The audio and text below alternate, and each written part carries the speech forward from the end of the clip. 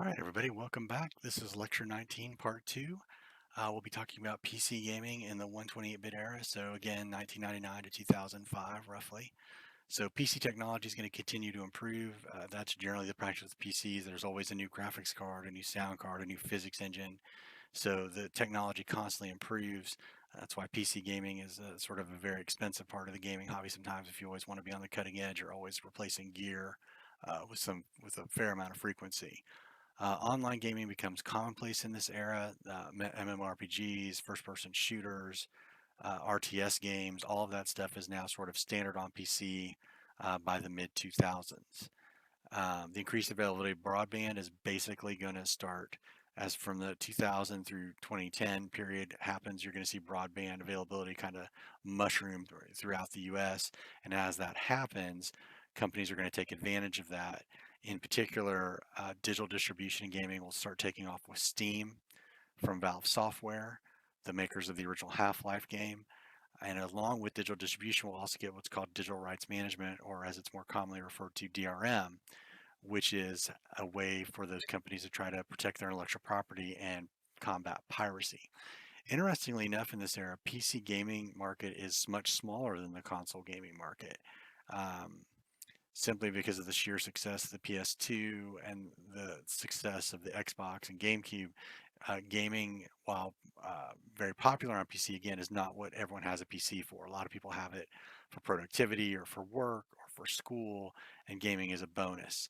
Though you do start to see, since the previous generation introduced the dedicated graphics cards, some very high-end gaming PCs start becoming available.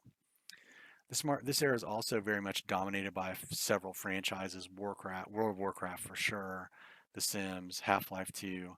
So we'll talk about each of these sort of in turn. Starting out with World of Warcraft, this is a massively multiplayer online role-playing game created by Blizzard, who is also the same company who made Diablo, StarCraft, the original Warcraft. This is a fantasy role-playing game. It's an MMORPG. It's based on their Warcraft RTS series of games that were also very popular. Blizzard quit reporting subscriber numbers a few years ago. So just to give you a rough idea, around 6.5 million subscribers, and these are paid subscribers. You can play for free up to a certain point, and then you have to pay a subscription fee to continually access World of Warcraft. So around 6.5 million subscribers versus 12 million subscribers. However, when they release new expansion content, this generally spikes up. Everyone plays through the new content, then it kind of dies down, and then they release new content and it spikes back up. But World of Warcraft, has been going on for many years. Generally, at this point, I show you the Make Love Not Warcraft episode of South Park. I show a little clip of it, but it's a little bit difficult to do with Kaltura. And you can also get flagged on YouTube for copyright violations. So unfortunately, I can't do that. But if you've never seen the Make Love Not Warcraft episode of South Park, I highly recommend a short viewing of it. This is the most successful of this generation's MMORPG. And just remember, just as a refresher, an MMORPG is a game, where there are orcs and wizards and paladins and gnomes and just sort of the fantasy tropes.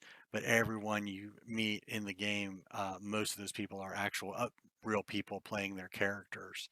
And that's part of what makes these games so attractive is the social aspect of these games. You hear tales about people meeting and getting married and all that stuff from playing these kind of games. There are a lot of tech companies around this era who playing these games was sort of like a team building activity, where particularly in tech, a lot of folks would also be part of World of Warcraft guilds and things like that. So again, it's just the most successful of this generation of MMORPGs. Arguably, it's the most successful MMORPG ever. But as Blizzard has quit reporting numbers, it's a little bit hard to say at this point. But wildly popular, uh, again, and it's bled out into popular culture through the South Park episode and other things. Along with the MMORPGs, you got to revisit the issue of addiction. Outside of gaming, these are the sort of news features type stories, slice of life stories, talking about divorces caused by these games, losing your job because you can't quit playing. For players who have other problems in their life, sometimes these games provide an escape. There are formal treatment programs for people suffering from MMORPG or internet addiction, but it is not formally recognized as a mental illness in the United States, meaning your insurance may not cover treatment for it if you really do have a problem with these kinds of games. So that's sort of the side effect of these lifestyle games where you play them a lot or you play online, and the social aspect can be very attractive. We talked about this with EverQuest in the previous generation, but as Warcraft grew in popularity and other games like this became more and more popular, this issue cropped up more and more. It's just something to be aware of. Blizzard Entertainment was one of the, or excuse me, is one of the best known PC game companies. They've, Diablo, Warcraft, StarCraft, World of Warcraft, Overwatch, Heroes of the Storm, Hearthstone card game. So lots and lots of PC games to their credit. They run Battle.net, which is their own proprietary network for online gaming. That's where you would play any of their games. In 2008, they merged with Activision. Activision's a longtime company in the game business. They're the first third-party game developer. We talked about them way back in the early 80s on the late 70s, early 80s on the Atari 2600 to form Activision Blizzard. And Activision Blizzard, at least for a time, is the world's largest third-party publisher. BlizzCon, what I've got over here is these games are so popular and so beloved that people do cosplay for this. They have all kinds of gatherings. BlizzCon is an annual convention for fans of their games to get together and talk about how much they love Warcraft in particular, though Overwatch is also wildly popular, and Diablo, and get together and play those games and share stories about playing these games with other people. So there aren't a lot of games that get to this level or companies that get to this level. So you're talking about your QuakeCon for people fans of shooters. You have Activision Blizzard for fans of Blizzard properties. These are very specific to those games and this family of games created by these companies. So Activision Blizzard is a huge company in the gaming business, and the merger happens a little bit outside of this area, but I did want to point out to you that Blizzard is now part of a much larger corporation than it was in this era.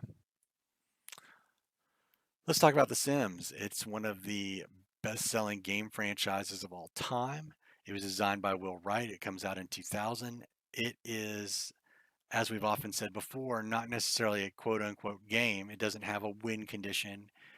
There's no victory points or anything like that. It features just sort of an open sandbox gameplay. And Will Wright designed The Sims to show how everyday life is an ongoing strategy game, right? You literally just make these Sims, these fake people, and you populate a house, and they go to their jobs, and they have relationships, and they buy consumer goods and put them in their house, and if they're hungry, they go to the kitchen, and if they're bored, they go look at the TV. There's all kinds of neat stuff in here. It's a big sort of virtual dollhouse that's very intriguing to play with. There's a lot of people who there's a lot of stories about people who like put their swims in a swimming pool with like no, and then take the ladder off, and then the swim swims till they drown, that kind of stuff. It's almost like one of the old God games where you can sort of craft the world around these Sims. There have had numerous expansions. I think they're on Sims 4 currently. It's been ported to consoles and handhelds. These games have proven wildly popular. They're one of the best-selling PC franchises of all time. And again, this is a game that appeals to a lot of people who might not necessarily be interested in an FPS, a first-person shooter, or an MMORPG, or a real-time strategy game. People who just want to sort of watch virtual people doing virtual things, and it's proven to be very successful. So a really interesting take on the strategy genre, and we'll definitely take a look at Sims 3 on the stream on Thursday. America's Army is another really interesting one. This is a free PC game that was released in 2002 by the United States Army. It ran them about $6.3 million to make. It's a first-person shooter game that uses the Unreal Engine, so it's a pretty robust shooter, and it's literally designed to show young people what being in the Army is really like. It was free to download and play. So you would have to go through the basic infantry training, then you could go to what they call specialist school, and you could get like a role so that when your team goes into a firefight, you might be a medic as well as an infantryman, or you might be a heavy machine gunner instead of a regular machine gunner. And this was free to play, and it had online play, and it was very robust, and it was really an effective recruiting tool. In testimony to Congress, the U.S. Army said this was the more effective at recruiting than any other method of contact they had. This was controversial to some people because using tax dollars to make a game for Army recruitment that doesn't show the other side of Army life, which is the real danger soldiers are in, or the fact that when you get shot in real life, you don't just go into a little holding pattern for a few seconds while you then come back into the game, right? When you get wounded in real life, you are wounded. Um, and so there's a lot of critique that this game just glorified being a soldier without sort of explaining to young people the full consequences of making the decision to enlist in the United States Army. However, they have America's Army today. This game still exists. It's in a different format today, but it is still widely used as a recruiting tool by the United States Army. Finally, we're just going to talk about Half-Life 2. We took a pretty long look at the Half-Life game in class where we talked about how it sort of took the narrative element of story games and married it to the gameplay of a first-person shooter. It was extremely popular. It's almost always listed as one of the best PC games of all time. Half-Life 2 is its very well-regarded sequel, which again features FPS gameplay with an integrated story. This franchise has continued to be popular. They just released Half-Life Alyx in VR uh, from Valve, I think, just last week. So a lot of physics-based puzzles in this one. The interesting part about Half-Life 2 is that it could be purchased through Steam, which was Valve's digital distribution service for PC games. And Steam is one of the first big platforms for digital distribution of games across the board. So we're going to spend a fair amount of time in part 3 talking about Steam and its impact on gaming, and then sort of the goods and bads of digital distribution. One of the big things about Half-Life 2 was the game required online activation via Steam to be playable, which was a form of digital rights management, which is how companies uh, use technology sort of to decide what you can and can't do with that media. This was a huge problem back in 2004, 2005, one, because not everybody had broadband, and the game literally had to be verified by Valve servers in order to let you play it. And then Steam, as we know it today, is a very smooth, a very slick tool. Back in 2004, 4 and 5, it was not nearly as robust and it had a lot of issues. So we'll talk a little bit about that as we talk more about Steam and digital distribution in part 3. All right, we will head there now.